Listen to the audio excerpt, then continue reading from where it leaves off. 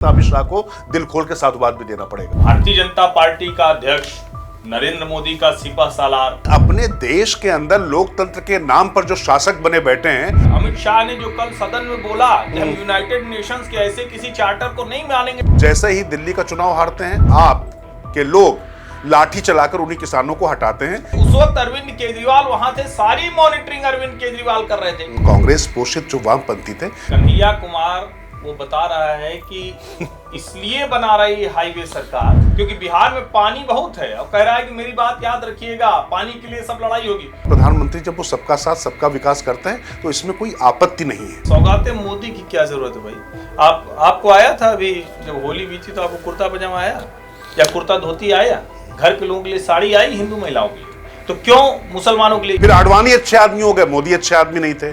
अब मोदी अच्छे आदमी हो जाएंगे, योगी अच्छे आदमी नहीं है। ये आदमी तो ये दोनों अच्छे हैं। नहीं, मैं विपक्ष की बात कर रहा हूँ। वो तो अच्छा कर ही रहे हैं, लेकिन मैं वही कह रहा हूँ कि अतिरेक में कहीं से भी जाने से बचना। ये अतिरेक नहीं है। ठीक है, हर्षवर्धन, मुझे लग रहा है कि थोड़ा अतिरेकी आप भी हो रहे हैं। हर्षवर्धन नमस्कार, मैं हूँ राजकिशोर। नमस्कार, मैं हर्षवर्धन त्रिपाठी। और राज की बात हर्ष के साथ के इस अंक में एक्चुअली बहुत ज्यादा चीजें हैं, और इसलिए कह रहा हूं बहुत ज्यादा चीजें क्योंकि बहुत बड़ी चीजें भी हैं।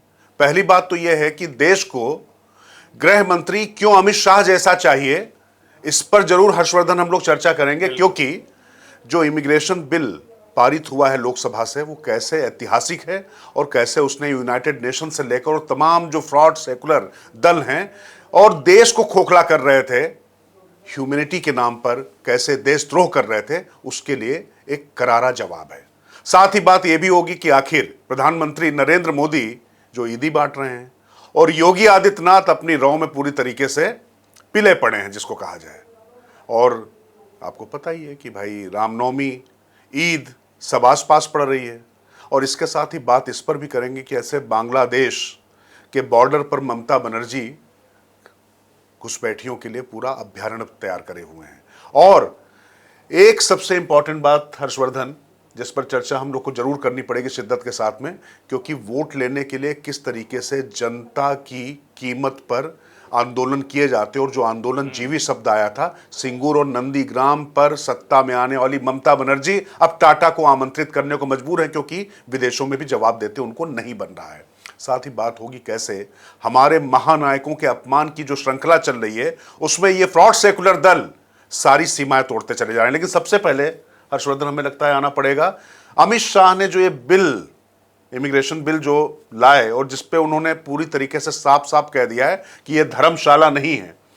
ये धर्मशाला क्यों नहीं और क्या गलतियां थी, और अंग्रेजों के समय में ब्रिटिश संसद से पारित ये अप्रवासी बिल आज अपनी भारतीय संसद में बन रहा है, तो कैसे नए भारत की नई जरूरतों, नई आकांक्षाओं, नई चुनौतियों के अनुरूप है, ये एक बार इस पर चर्चा करना जरूरी है। उसके लिए हमें लगता है अमित शाह को दिल खोल के साधुवाद भी देना पड़ेगा। नहीं, निश्चित तौर पर। और जो आपने कहा ना कि बात करनी चाहिए कि इस देश को क्यों अमित शाह चाहिए।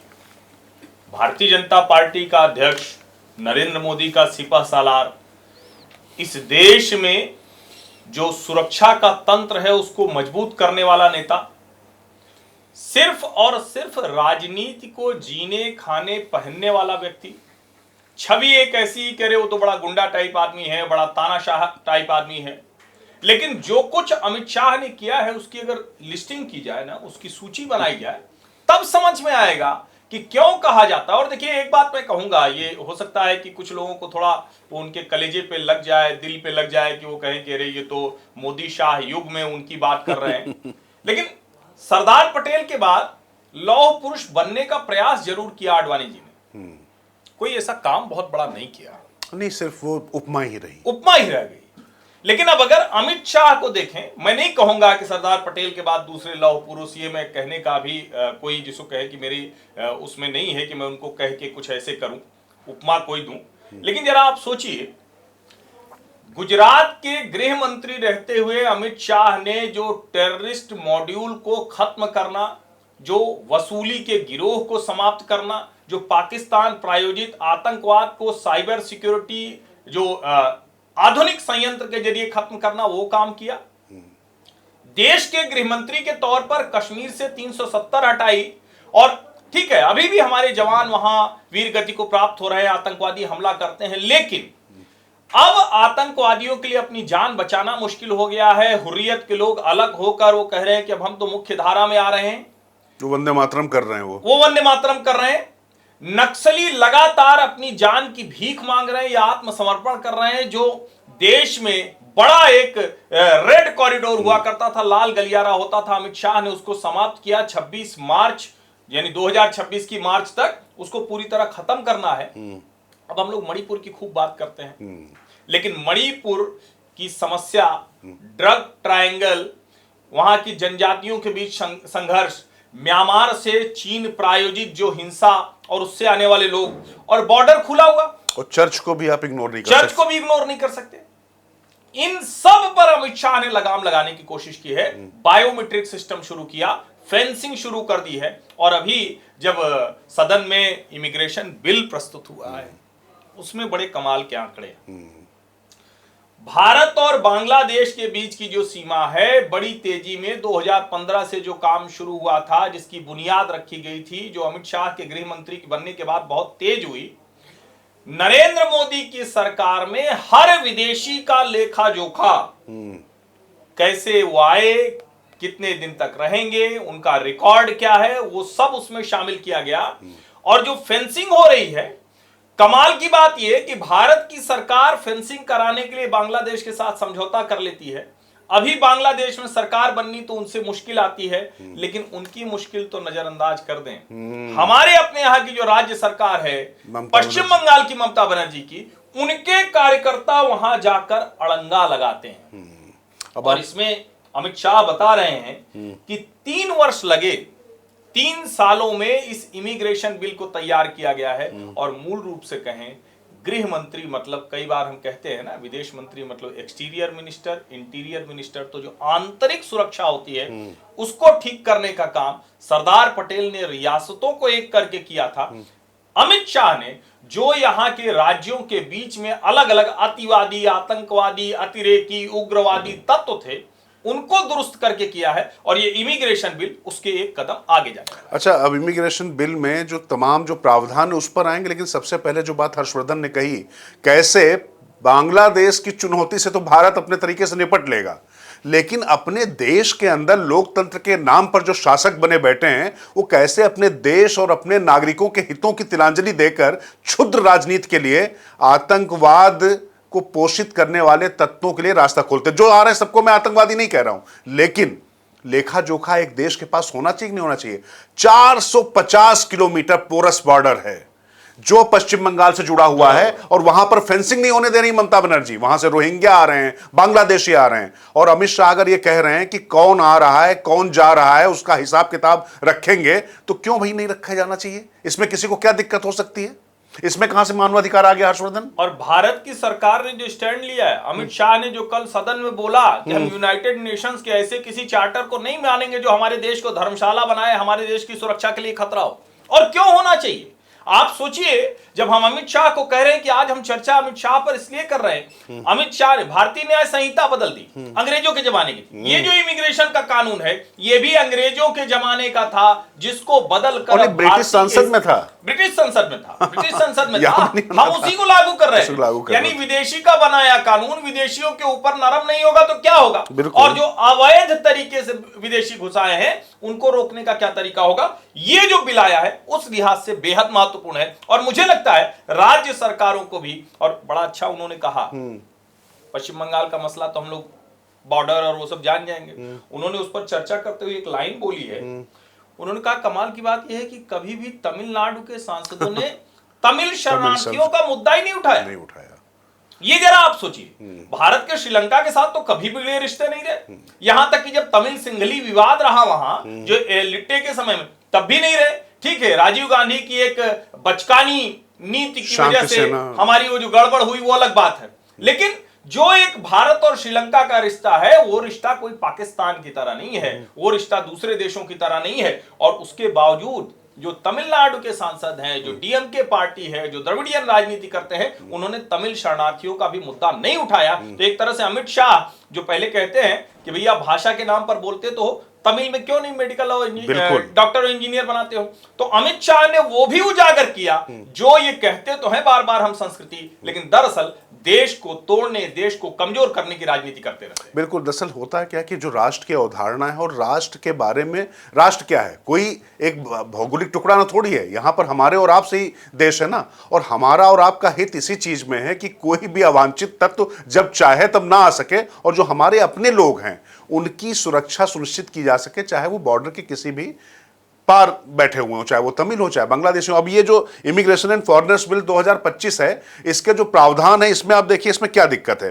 किसी भी विदेशी के बिना वैध पासपोर्ट या दस्तावेजों के भारत आने पर 5 साल की जेल और 5 लाख रुपए ये जुर्माना, गलत जानकारी देने या दस्तावेजों में गड़बड़ी करने पर 3 साल तक की कैद और 3 लाख रुपए का जुर्माना, बिना वैध पासपोर्ट या यात्रा दस्तावेजों के भारत में प्रवेश करने वालों को तुरंत हिरासत में लिया जाएगा। अगर मामला राष्ट्रीय सुरक्षा से जुड़ा होगा तो मामला और कड़ा होगा। और जो बात कही उन्होंने, मुझे वो बात बहुत सही लगी और उसके लिए उन्होंने प्रावधान किए। कहा साफ साफ जो वो बात कह रहे हैं कि भारत धर्मशाला नहीं है। हम उन लोग का स्वागत करने के लिए तैयार हैं जो टूरिज्म, एजुकेशन, हेल्थ सर्विस या बिजनेस के लिए भारत आना चाहते हैं। मोदी सरकार केवल उन लोगों को भारत आने से रोकेगी जिनके इरादे गलत हैं, जो हमारे लिए खतरा पैदा करेंगे, उनसे गंभीरता से निपटा जाएगा। ये देश कोई धर्मशाला नहीं है। अच्छा, इसमें बताइए कि एक गृह मंत्री और देश के एक नागरिक के तौर पर आप बताइए इसमें क्या असमानता हो सकती है? अमित शाह की सोच हमारी और आपकी सोच में इसमें क्या गलत हो सकता है? कोई आ रहा है, काम करना चाहता, करे आकर, तो मुझे लगता है कि इसका तो स्वागत करना ही चाहिए। और एक कठिन फैसला था, ये कठिन फैसला है। और देखिए, जैसे ही आप, कमाल की बात यह है कि अपनी आंतरिक सुरक्षा की बात करें तो राजनीति होने लगती है, बाहरी सुरक्षा की बात करें तो राजनीति होने लगती है। अगर बाहर से कोई व्यक्ति आ रहा है और मोदी सरकार ये कह रही है, अमित शाह जो नया इमिग्रेशन बिल पेश करते हैं कि उसको 24 पॉइंट पर हम पूरी तरह से जांच करेंगे, उसको देखेंगे कि कितना ठीक है, तो इसमें गलत क्या है? और मैं इसीलिए कह रहा हूं, आप अगर ध्यान से देखें, गुजरात के गृह मंत्री रहने से लेकर भारतीय न्याय संहिता 370 हटाना, नक्सल प्रभावित जो इलाके हैं उनको पूरी तरह से खत्म करना, और अब ये ब्रिटिश का कानून, ब्रिटिश संसद का कानून, उसको खत्म करके इमिग्रेशन का कानून, मुझे लगता है इसकी चर्चा जमकर होनी चाहिए। और अमित शाह अपने उस एजेंडे पर आगे बढ़ रहे हैं जिसको हम कहते हैं ना कि अगर नरेंद्र मोदी विकसित भारत की बात करते हैं तो बिना सुरक्षित, बिना भय के, बिना डर के और बिना ये जो अवैध घुसपैठिए हैं इनको काबू में किए विकसित भारत नहीं हो सकता है। अच्छा है कि हम उस दिशा में बढ़ रहे हैं। क्योंकि एक बात आप मान लीजिए, किसी भी देश की प्रगति उसकी सुरक्षा में ही सन्निहित है, इसमें कोई दो राय नहीं होती है। दोनों चीजें एक दूसरे को पूरक हैं। और ये जो बात कही है, आप सोचिए कितना खतरनाक मामला है।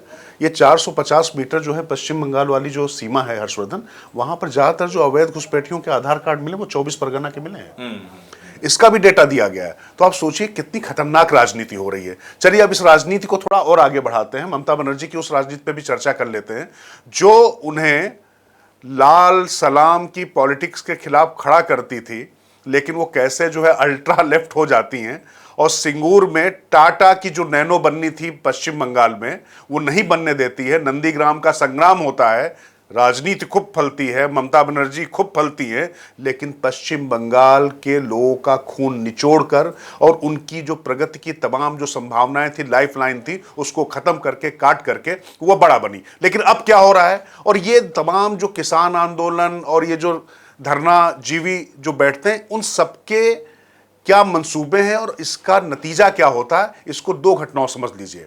जैसे ही दिल्ली का चुनाव हारते हैं, उसके बाद अरविंद केजरीवाल के लोग, यानी आप के लोग, लाठी चलाकर उन्हीं किसानों को हटाते हैं, बुलडोजर चलाते हैं। ये बुलडोजर जरा ठीक से बोलिए ना। बुलडोजर चलाया, हाँ। जिस बुलडोजर को लेकर बार बार ये कहा जाता है ना, योगी आदित्यनाथ की सरकार बुलडोजर चलाए अपराधियों पे तो नाराजगी, हेमंत शर्मा चलाएं तो नाराजगी, देवेंद्र फडणवीस चलाएं तो नाराजगी, लेकिन यहाँ तो बुलडोजर अपराधियों पे नहीं, बुलडोजर तथाकथित किसानों पर ही चला। पंखा, लाइट, टेंट, तंबू, कनात सब उखाड़ के फेंक दिया भगवंत मान की सरकार। कभी इंटरनेट और कहा जा रहा है कि उस वक्त अरविंद केजरीवाल वहां थे, सारी मॉनिटरिंग अरविंद केजरीवाल कर रहे थे। दिल्ली की सत्ता क्या गई, किसानों को पिटवाने लगे, लाठी मरवाने लगे। इससे ज्यादा तो अमित शाह गृह मंत्री रहते हुए भी लाल किले पर चढ़ गए थे। हम सब ने आलोचना की थी, तब भी किसानों पर उस तरह से लाठी नहीं चली, किसानों पर गोलियां नहीं चली। और ये फर्जी लोग ये कहते हैं कि 700 किसान शहीद हो गए, झूठ बोलते हैं, इनको शर्म नहीं आती। और ये देश को और राज्य को पंजाब को, उसकी अर्थव्यवस्था को बंधक बनाकर बर्बाद कर रहे थे। मैं उस कार्रवाई के साथ हूं, लेकिन आम आदमी पार्टी का दोहरा चरित्र वो समझिए। और जो आपने मूल बात कही, ऐसे आंदोलन जब चलते हैं तो नुकसान किसका करते हैं? पश्चिम बंगाल जो एक समय में देश के व्यापारिक केंद्र के तौर पर जाना जाता था, उस पश्चिम बंगाल में उद्योगपति जाने से डरते हैं। कोलकाता जो पूरे देश की अर्थव्यवस्था चला सकता था, मुंबई से भी आगे था, वो जाने कहां पिछड़ गया। जैसे इमारतें पुरानी हो गई, वैसे ही वहां सब कुछ पुराना हो गया। और अब ममता बनर्जी करें कि सिंगूर नंदीग्राम में क्या करें, जमीन बंजर हो गई, भैया किसान उस पर खेती भी नहीं कर पा रहा क्योंकि रोड़ी बालू सीमेंट सब गिर गई थी। और यही ममता बनर्जी थी जिन्होंने आंदोलन किया था और कहा था कि ये उद्योगपतियों को सरकार, तो ये जो उद्योगपतियों को बेच दिया जा रहा है, जैसे ही सुनाई देता है तो घंटी बजती है। नहीं, इसलिए घंटी बजती है। आप ये देखिए ना कि लगातार प्रगति के खिलाफ है और अब उनको क्या कहना पड़ रहा है, विदेश में भी उनको जवाब देते नहीं बन रहा है और सब जगह नाराज हो जाती है। दिल्ली आती है सवाल, लेकिन जो अब इन्होंने मूल बात कही है, ये उद्योगपति और ये जो ग्रंथि और ये जो मूर्खतापूर्ण हरकतें हो रही हैं, मुझे लगता है कि जनता अब मूर्ख नहीं, यानी हम और आप मूर्ख नहीं हैं। और इस मूर्खता का एक उदाहरण पहले चलते हैं, फिर चलते हैं जरा कन्हैया तक, जिसकी तरफ आपने इशारा किया है। नहीं तो कन्हैया से पहले कन्हैया के नेताजी की बात करेंगे या पहले कन्हैया की इसलिए करूंगा क्योंकि हरियाणा में एक बार, जानते हैं आंदोलन, किसान आंदोलन क्यों हुआ था? ये कैसे चौधरी देवीलाल उप मुख्यमंत्री बाद में हुए, उन्होंने एक आंदोलन इस बात पे किया कि भाई ऐसा है कि जो हरियाणा से जो नदी जा रही है ना, इससे करंट निकाल लेगी सरकार। और इस पे आंदोलन हो गया, किसान बेचारे सड़कों पर आ गए। आप सोचिए आंदोलन कैसे होते हैं। अब ये जो जेएनयू से बुढ़ापे तक पढ़ता रहा हुआ ये जो व्यक्ति है कन्हैया, वैसे कांग्रेस की तो मैं वहां तारीफ करूंगा जो बिहार में राजनीति कर रहे हैं, लेकिन कन्हैया की मूर्खता देखिए। वो कह रहे हैं कि यहां पर हाईवे इसलिए बन रहे हैं, विकास इसलिए हो रहा क्योंकि पानी चोरी करने आ रहे हैं। तो आप ये सोचिए कि अपना स्वार्थ सिद्ध करने के लिए ये लोग कैसे भोली भाली जनता को मूर्ख बनाते हैं और कीमत जनता को ही चुकानी पड़ती है। और यकीन मानिए, आप जरा एक बार, कुछ नहीं, सिर्फ जीवन में एक समय निकालिए, सिंगूर और नंदीग्राम का जो पूरा इलाका है वो घूम कर आइए, और उसी सिंगूर में जहां पर ये नहीं लग पाई थी नैनो फैक्ट्री और जो लगी है जाके आणंद में, गुजरात में, जरा वो देख के आइए। दोनों की कहानी केस स्टडी है, लेकिन इस पर चर्चा जरूर होनी चाहिए कि कन्हैया कुमार वो बता रहा है कि इसलिए बना रही हाईवे सरकार, इसलिए बड़े बड़े बांध बन रहे हैं, बड़े बड़े पुल बन रहे हैं, रेलवे ट्रैक बन रहे हैं, नेशनल हाईवे बन रहे हैं, हवाई अड्डे बन रहे हैं। क्यों? क्योंकि बिहार में पानी बहुत है। और कह रहा है कि मेरी बात याद रखिएगा, पानी के लिए सब लड़ाई होगी। वो ये जो कम्युनिस्ट माइंडसेट है ना, हम लोग इलाहाबाद विश्वविद्यालय में पढ़ते थे तो वो ग्वाटेमाला से लेके चेकोस्लोवाकिया से लेके और जाने कहां से लेके बात करता था, लेकिन इलाहाबाद में उसकी समझ नहीं होती थी कि प्रयागराज की क्या समस्या है, वहां के विश्वविद्यालय के विद्यार्थियों की क्या समस्या है। तो वही हाल कन्हैया कुमार का है। अब ऐसे युवा अगर देश को आगे राजनीति में लेकर जा रहे हैं तो कांग्रेस की भी बुद्धि अद्भुत है और उनको जो लोग लेकर आगे बढ़ रहे हैं। अब वो जब बोल रहे थे तो उनके अगल बगल पवन खेड़ा और शायद वहां के प्रदेश अध्यक्ष बैठे हुए थे, उनका भी चेहरा देखने लायक था। अब तब से मीम भी खूब बन रहे हैं कि अडानी का टैंकर बिहार का पानी लेके सड़कों से चला जा रहा है। ये भी समझिए, मतलब गजब है। अब कोई ये पूछ ले कि भाई किस नदी का उद्गम बिहार में है? बिहार में गंगा है, बिहार में नदियां हैं, बिहार में पानी है। तो बिहार में पानी तो इधर ही जाता है ना, सब ऊपर से ही तो आता है ना, पहाड़ों से ही तो नदी का उद्गम तो है नहीं। और किस राज्य में नहीं? तो कोई कहते कि नर्मदा है इसलिए यहां बना रहे। इसी चक्कर में ये लोग, AK एंटनी साहब कहा करते थे, उन्होंने कह दिया था ना कि हम उस पे सीमा पे अगर अच्छी सड़क बना देंगे तो चीन घुस आएगा। इसी चक्कर में ये लोग देश में सड़क नहीं बनाते, इसी चक्कर में ये लोग हाईवे नहीं बनाते। और देश में जो सड़कों का जाल बिछा है, जिसकी बुनियाद अटल बिहारी वाजपेयी जी के समय में रखी गई, जो नेक्स्ट लेवल पहुंचा नरेंद्र मोदी के समय में, जो अभी कमाल का काम देश भर में हो रहा है राष्ट्रीय राजमार्ग का, लोगों का जीवन सुधर गया। तो इन कम्युनिस्टों को, इन कांग्रेसियों को अच्छा नहीं लग रहा है? नहीं अच्छा, ये एकदम से उसके खिलाफ ऐसा प्रोपेगेंडा चला रहे हैं, झूठ फैला रहे हैं, अफवाह फैला रहे हैं। दरअसल था क्या कि इन लोगों को कभी सड़कों पे चलना ही नहीं पड़ा हर्षवर्धन, ये हमेशा हवाई यात्रा ही करते रहे। ये चाहे जो कांग्रेस पोषित जो वामपंथी थे, आप ये समझिए जो बात हर्षवर्धन ने कही इसकी थोड़ा गंभीरता समझिए। वो ग्वाटेमाला या चेकोस्लोवाकिया या तमाम लैटिन कंट्रीज की जब वो बात करते हैं, वो फिडेल कास्ट्रो की बात करेंगे, सबकी बात करेंगे। दरअसल उनकी जो दृष्टि है वो वहाँ से जो लाल चिप आई है ना, दिमाग में भर गई है।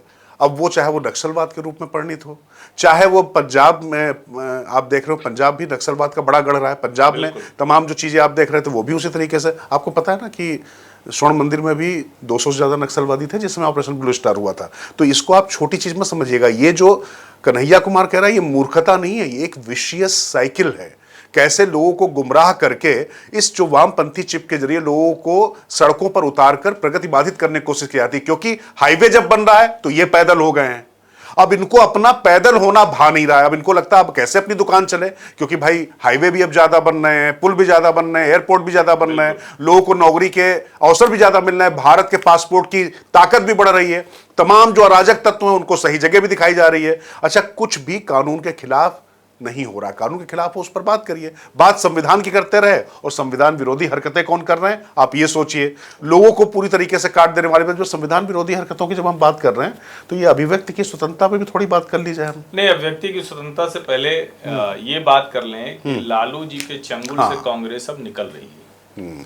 ठीक है, कन्हैया मूर्खतापूर्ण बयान दे दे ये अलग बात है कि पानी के लिए सड़क बना रहे हैं, लेकिन जिस तरह से पप्पू यादव, कन्हैया कुमार, कृष्णा अल्लावरू, राजेश राम, इन सबको आगे करके कांग्रेस राजनीति कर रही है, तेजस्वी यादव के लिए तो खतरे की घंटी है। गठबंधन नहीं टूटेगा, लेकिन कांग्रेस अब अपनी बात अपनी शर्तों पर मनवाने की कोशिश कर रही है। देखिए हर्षवर्धन, जब दिल्ली का चुनाव चल रहा तो हमारी आपकी बहुत इस पर खुल के चर्चा हुई थी, आप लोग को याद होगा, हमने यही कहा था आपसे।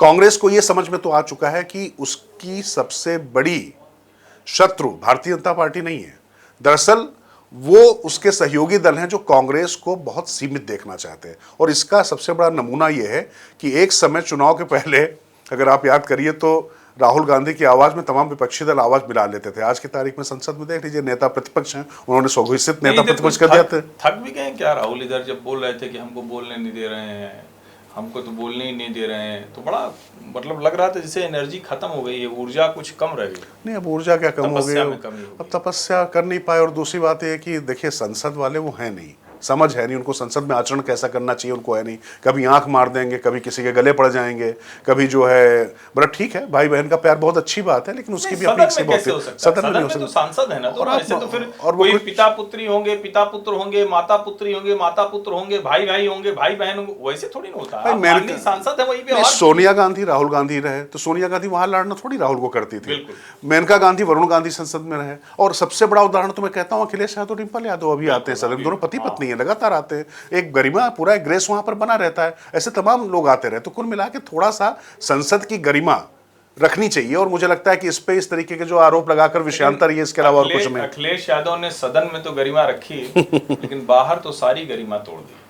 पहले औरंगजेब के पक्षधर अबू आजमी, फिर राणा सांगा के बहाने हिंदुओं को गद्दार कहने वाले रामजी लाल सुमन, फिर अखिलेश यादव कह रहे हैं कि गौशाला इसलिए क्योंकि उनको दुर्गंध पसंद है, हम इत्र इसलिए करते थे कि हमको सुगंध पसंद है। यहां भी कम्युनल कलर देने से कोई बाज नहीं आया अखिलेश यादव। थोड़ा सा कष्ट है इस बात का हर्षवर्धन मुझको, चूंकि मैं बताऊं, मैं मानता हूं कि उत्तर प्रदेश की जैसी सियासत है, अखिलेश यादव बड़ी पार्टी के सबसे बड़े नेता हैं। बिल्कुल 111 विधायक हैं, 111 विधायक हैं। और मैं ये मानता हूं कि नेता के तौर पर आज की तारीख में मायावती चूंकि बहुत ज्यादा पीछे जा चुकी हैं, वो योगी आदित्यनाथ वहां पर चूंकि मुख्यमंत्री हैं और वहां पर विपक्ष मजबूत होना चाहिए, ये होना चाहिए अखिलेश यादव। और अखिलेश यादव एक बड़ी पार्टी को चला रहे हैं, लेकिन अखिलेश यादव उस यदुवंश से आते हैं, उस गोपालक समाज से आते हैं जिसने मतलब जो है बहुत कुछ किया है। और ये लोग अपने आप को गोवंश का सबसे बड़ा क्या बताएं, सुरमा भी बताते रहे, उनकी तरफ से बातें आती। लेकिन जरा एक बात देखिए, राजनीति में कलुष देखिए कहां पर है। औरंगजेब का जब महिमा मंडन करना है, शिवाजी को अपमानित करना है, संभाजी को अपमानित करना है, तो एक मुस्लिम कैरेक्टर आता है। उसके बाद जब महाराणा सांगा को अपमानित करना है तो एक दलित कैरेक्टर आता है। पूरे परिवार से 5 सांसद हैं यादव, कोई यादव समाज का व्यक्ति ना कहे। इसके पीछे डिजाइन आप समझ रहे हैं, मुस्लिमों और दलितों, यानी पीडीए जो आप बना रहे हैं उसमें आपने यदुवंश को तो अलग रख लिया, क्योंकि आप मतलब आपके भाई प्रतीक हैं, आपने तो अपनी शादी क्षत्रिय वंश में की, डिंपल भी क्षत्रिय वंश से आती हैं और प्रतीक की पत्नी भी क्षत्रिय वंश से आती हैं। तो कुल मिला के आप क्षत्रियों पर टिप्पणी नहीं करेंगे, लेकिन वोटों के लिए ये पूरा आप डिजाइन समझ रहे हैं, ये विशेष सर्किल, इसी की बात करो। नहीं, और ये खतरनाक आप है, ये गलत कह सकते हैं कि राणा सांगा गद्दार था तो हिंदू भी तुम उनके वंशज हो तो गद्दार हो गए। फिर अखिलेश यादव खुद जिस यदुवंश में है, खुद जिस गोपालक समाज से आते हैं, कह रहे हैं कि गौशाला से दुर्गंध आती है, गौशाला दुर्गंध आती है वहां से। आप दूध दही और जिसको हम कहते हैं कि भारत की अर्थव्यवस्था में कितना बड़ा योगदान है कृषि के अलावा, जिसको हम कहते हैं कि ये सब्सिडी है उससे जुड़ा हुआ है, आप उसको इस तरह से कह रहे हैं। और मुझे तो साफ साफ दिखता है ये हिंदुओं को अपमानित करना, हिंदू प्रतीकों को अपमानित करना, हिंदुओं की जो भावना है, जो गर्व की भावना है, उसको हीन भावना में बदलने की कोशिश है। और इस सब के पीछे क्या है? राहुल गांधी, अखिलेश यादव, तेजस्वी यादव, फलाना ढमाका, इन सब की लड़ाई ये है कि मुसलमान सिर्फ हमारे साथ खड़ा रहे, हमें मत दे। हालांकि मोदी जी का भी तो सौगाते मोदी हाँ, उस पर आता हूँ, सौगाते मोदी पर आता हूँ, लेकिन पहली बात तो यह है कि ये जो मुसलमान वोटों के लिए, देखिए मुसलमानों के बीच में विश्वास बन पाना, अगर उनके बीच में कुछ विषय हैं उस पर बात करना एक अलग बात है हर्षवर्धन। लेकिन ये लोग तो जो कर रहे हैं, इनको लगता है कि जब हिंदुओं को अपमानित करेंगे तो उससे क्या होगा कि मुसलमान वोटों की ठेकेदारी में ये लोग परेशान हुए जा रहे हैं, चाहे ममता बनर्जी हो, चाहे तेजस्वी हो, और यही कांग्रेस और दूसरे क्षेत्रीय दलों की लड़ाई है। अब आपने जो मोदी की बात कही, इस पे बहुत ज़्यादा चर्चा चली। पहली बात तो ये स्पष्ट करना चाहूँगा कि ये कार्यक्रम मोदी का नहीं था, भारतीय जनता पार्टी का अल्पसंख्यक मोर्चा है। इस चीज़ को देखिए, समझिए। अब अल्पसंख्यक मोर्चा जो भारतीय जनता पार्टी या आरएसएस का अनुषंगिक संगठन है, वो संगठन अगर कोई योजना लेकर आ रहा, कुछ आ रहा, तो बतौर प्रधानमंत्री जब वो सबका साथ सबका विकास करते हैं तो इसमें कोई आपत्ति नहीं है। मुझे लगता है इसमें कोई दिक्कत नहीं होनी चाहिए। ये अननेसेसरी का प्रमाद या विवाद खड़ा करने की कोशिश की जा रही है हर्षवर्धन, क्योंकि योगी आदित्यनाथ एक तरफ क्या है कि उत्तर प्रदेश में बहुत तीखी लाइन ले रहे हैं, लेकिन वो जो तीखी लाइन ले रहे हैं, क्या वाकई मुसलमानों के खिलाफ ले रहे हैं? नहीं। वो एक वर्ग जो माइट इज राइट मान बैठा था, उसको लगता था कि ये उसका विशेषाधिकार है, सड़क से लेकर संसद तक, अस्पताल से लेकर दफ्तर तक, जहां जब जैसे चाहेंगे वहां पर वो सजदा कर सकते हैं। तो सजदा वो नहीं हो सकता है, सजदे में आप झुकते हैं, लोगों को झुकाते नहीं हैं, और आप अपनी शक्ति का प्रदर्शन करते हैं, तमाम चीजों को रोकते हैं। तो उनको रोकना और ये दो चीजें अलग हैं। तो योगी आदित्यनाथ और मैं थोड़ा सा इस पे, सौगाते मोदी की क्या जरूरत है भाई? आपको आया था अभी जब होली बीती तो आपको कुर्ता पजामा आया या कुर्ता धोती आया? घर के लोगों के लिए साड़ी आई, हिंदू महिलाओं के लिए? तो क्यों मुसलमानों के लिए? ये तो हिंदू पार्टी कही जाती थी, तो क्यों ये किया? और मैं कह रहा हूं कि पहली बात तो मैं किसी भी पार्टी का इस तरह का गिफ्ट बांटना, फिर हम लोग जिस फ्रीबीज पॉलिटिक्स की बात कर रहे थे उसमें क्या गलत है? फिर तो वहीं हम पहुंच जाएंगे। और अगर कांग्रेस का वो फ्रॉड सेक्युलरिज्म है तो ये भी फ्रॉड सेक्युलरिज्म है। सौगाते मोदी, आप अल्पसंख्यक मोर्चा जाए, मुसलमानों के मन में भरोसा करे, जरा कुछ मुसलमानों का वोट बढ़ाए। अटल बिहारी वाजपेयी के समय से 8%, आज भी 8% बढ़ा नहीं। सब कुछ करके मोदी जी थक के हार गए। दूरी है न खाई है, मोदी हमारा भाई हो, 5 लाख से घट के आ गए 1.5 लाख पे अंतर। तो मतलब ये भी तो देखना पड़ेगा। इसमें कोई ऐतराज नहीं है, सभी वर्गों के साथ सरकार को, राजनीतिक दलों को चलना चाहिए। नरेंद्र मोदी की मंशा पर भी ऐतराज नहीं, लेकिन जब सौगाते मोदी जैसी किट दिखती है तो फिर लोगों को लगता है भैया नवरात्र में फिर क्यों नहीं, फिर होली में क्यों नहीं, फिर दिवाली में क्यों नहीं। और जब हम एक कहते हैं रियल सेकुलरिज्म की अगर बात करें तो फिर कानून की नजर में, पार्टी की नजर में, सरकार की नजर में सबको एक होना चाहिए और ये सब नहीं बंटना चाहिए। मेरा मानना है आप आउटरीच करिए, बिल्कुल मुसलमान आए, सबको साथ में लेना चाहिए, सब कुछ ठीक है। और एक चीज और मैं कहूं, योगी आदित्यनाथ की जो वो कह रहे हैं सारी बातें दुरुस्त है, सब कुछ ठीक कह रहे हैं, लेकिन सड़क पे नमाज ना हो ये तो चलो मैं भी मानता हूं। सड़क पे कोई भी धार्मिक कार्यक्रम उस तरह से नहीं होना चाहिए, जुलूस और प्रभात फेरी वो सब अलग चीज, लेकिन छत पे आप रोक देंगे नमाज करना? देखिए, मैं इस पे ये तो अतिरेकी हो गया राजकिशोर। ये तो फिर वही बात होगी कि आप धक्का दे रहे हैं। नहीं हर्षवर्धन, देखिए इसमें अतिरेकी नहीं है। आप समझिए कहां पर आया फरमान, ये आया संभल में। संभल में जिस तरीके की मिश्रित आबादी है, और फिर क्या हो रहा है कि सड़क की बजाय छतों से जिस तरीके से जो शौर्य का प्रदर्शन होता ना, ये कई बार चीज़ों को रोकना इसलिए आवश्यक हो जाता है क्योंकि उसी दिन नवरात्र भी है और उसी दिन आप समझ लीजिए कि ये ईद भी हो रही है। और ये इसलिए रोका जा रहा है क्योंकि आप ये कानून के खिलाफ नहीं है, ये सार्वजनिक जगह हो गई। छत आपकी अपनी स्थान उस तरीके से नहीं होगा। जब आप वहाँ पर, आप क्या चाहते हैं कि छतों पर खड़े होकर लोग रोज घंटा घड़ियाल बजाने लगे, रोज शंख बजाने लग जाएं?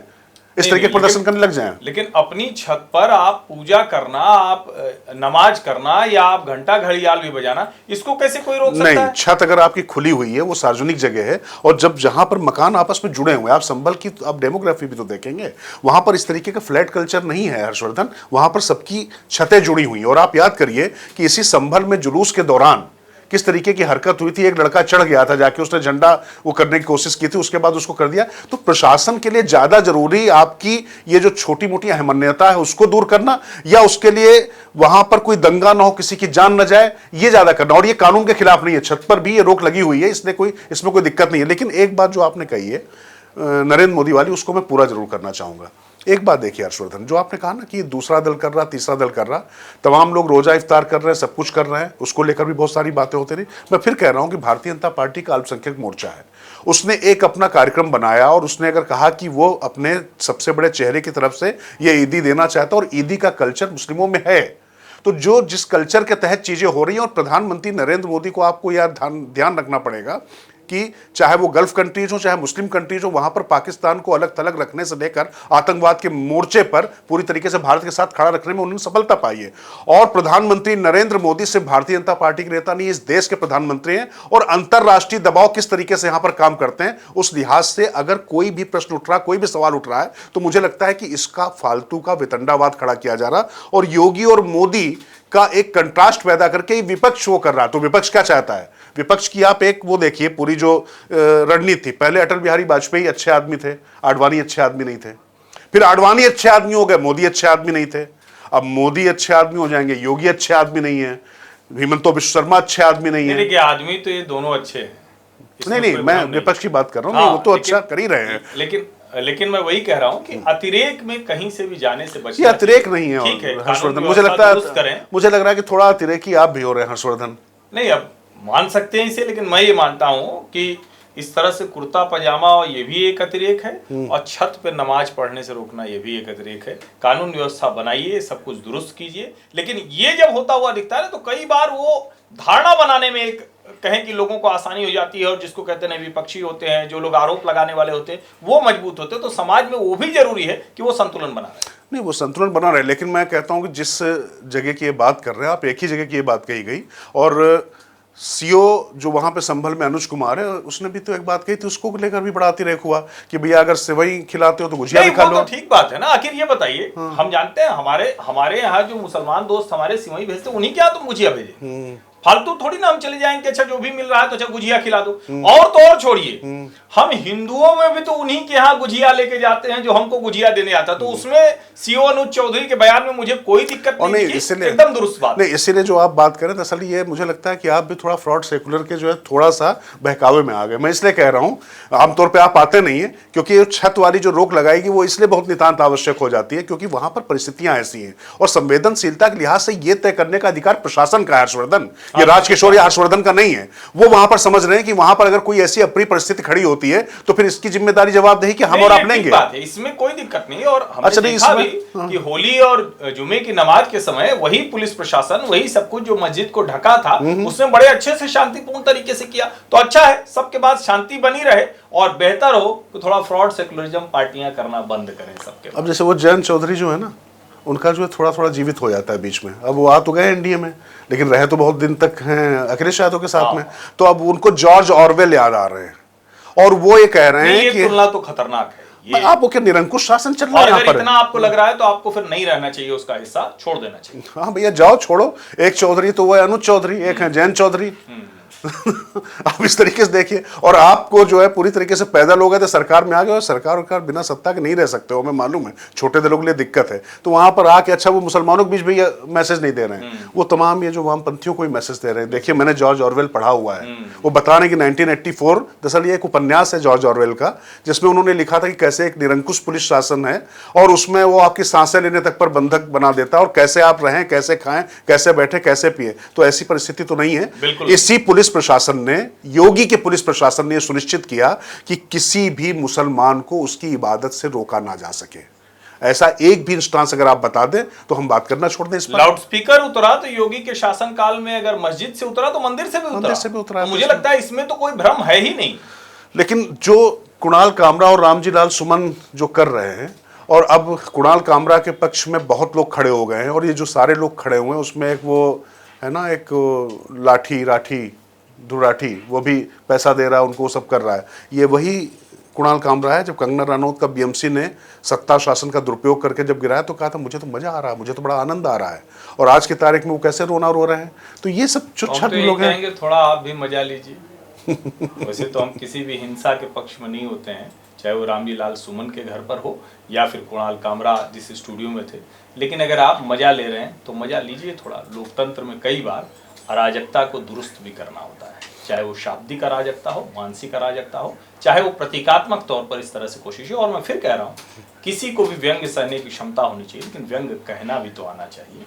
आप किसी को गद्दार कह देंगे, चाहे वो कुणाल कामरा कह दें राजनेता को, चाहे वो रामजीलाल सुमन कह दें हिंदुओं को, तो उसका प्रतिकार तो होता ही। अच्छा है कि सरकारें अपना काम कर रही हैं, कानून व्यवस्था स्थिति दुरुस्त कर रही है। हाँ, लेकिन इस तरीके के जो लोग हैं इनको लेकर बहुत ज़्यादा आप सबको भी समझना और सोचना पड़ेगा कि किस तरीके से इनको नायक बना दिया था। वो एक किताब थी वैसे अरुण शौरी की, वर्षमिक ऑफ फॉल्स गॉड।